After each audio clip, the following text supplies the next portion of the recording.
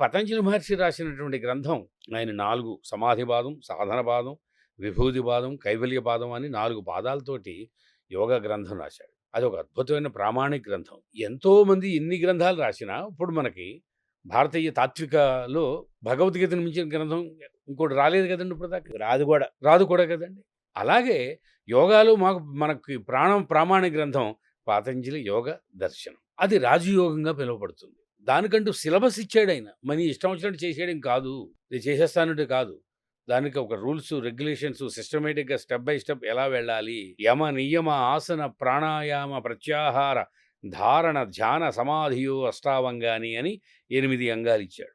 మన డాక్టరేట్ రావాలంటే high school, 10th class, intermediate, degree, post graduation ఎలా ఉందో అలాగా దీన్ని ఒక హయ్యర్ లెవెల్‌కి, అత్యున్నత స్థాయికి, సమాధి స్థితికి వెళ్ళడానికి ఆ స్టెప్స్, యమనియమాలు, ఆసనాలు, ప్రాణాయామం ఇచ్చాడు.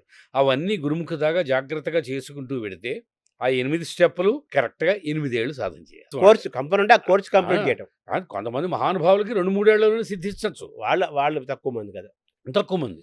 జనరల్‌గా 8 నుంచి 10 ఏళ్ళు ఆయన చెప్పినట్టుగా ఈ అష్టాంగ యోగ సాధన చేస్తే ఇంక దాన్ని మించినటువంటి సాధన యోగాల్లో లేదనుకోండి.